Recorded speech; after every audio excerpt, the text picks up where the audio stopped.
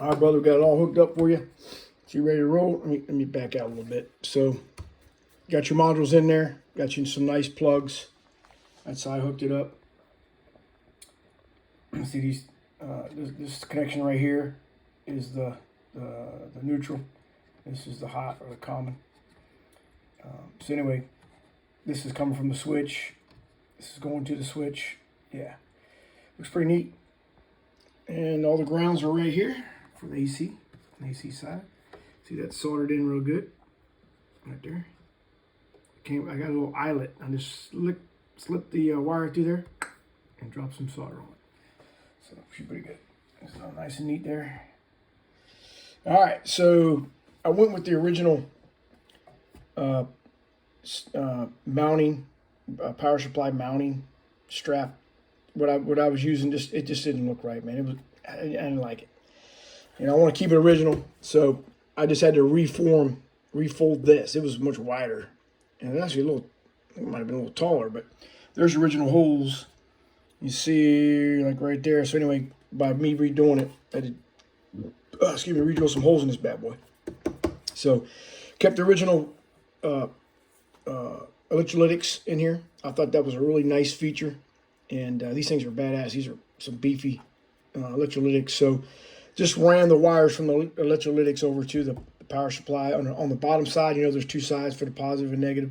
So I went positive on one side to the board or to the amp, and then on the bottom side I used that connection for the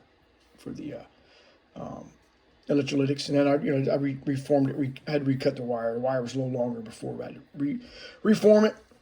I'm trying to keep the wires the same length. Coming from the supplies was kind of tough, considering where they're at and everything. So that's why this kind of loops out a little bit. It's the same size as the other ground. So I'm like, trying to keep things the same. But if you don't like that, we can cut it and go straight. You know what I mean? But anyway, so that's all done. The wires are nice and neat. So now you got this switch here turns on the AC. Turns on the AC with this red wire right here. Red coming in, or actually, this is coming in from the circuit breaker, out of the circuit breaker red, and then when you flip it on, it goes to the yellow. The yellow comes back and feeds the power supplies right here. All right. But on the other side of this switch is the on switch or power supply on for the power supplies. There's some orange wires down in there. See down in here? All right, and then the load sharing is obviously on there as well. Got a little banged up when I redid it was a little bit straighter than that, but I've taken this out a couple times to get this right, so probably got those wires a little twisted up. But anyway, so yeah, that side of it is where you're on off for your power supply. So it's a double pull, single throw. All right, just up and down. And it turns on two things at the same time. It works great. All right, and then last thing is the fan. So I hooked up this thing here for you. This is a voltage divider. You notice you got a wire here going to the hot, coming back. This is feeding your fans. This is an 18 ohm and 100 ohm. And then when you connect one side, the positive coming in one side, and then you got another resistor here going to ground. When you connect in between these two resistors, you get a certain voltage, and it's a calculation. But see how hard that is? So this is now so the fan connector, you'll see that, you just pop the fan on there and you run your fans. Okay, so if you want to take the lid off and do some work on it, no problem. You got this fan thing right here. All you got to do, get this light out the way a little bit. Just lay this in here like that first, real quick. And look, all you got to do, man, you know the deal. I really should have to explain this to you, but I just thought it was pretty cool. Anyway, you just put it on, man.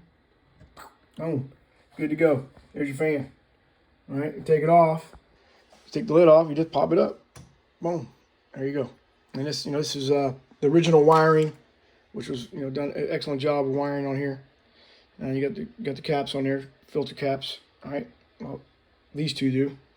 I'm not sure why these ones don't. It's kind of odd, But anyway, so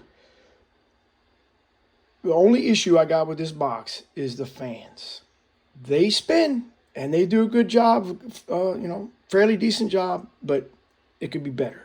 But the person who bought this before me, he wanted it, to light up and all that good stuff. So that's what you got. I did plug this hole right here. There was a hole. There's 3 holes, 1, 2, and then a third one right here. I did plug that one. This one here was plugged originally. This one looked like it was plugged originally because there was a strip of rubber contact paper right here. So I think somebody had one on there originally. So I said, but I noticed a lot of air was coming out of here when it should be coming out underneath the heatsink. So I plugged it up. All right, and now there's more air flowing underneath the heatsink.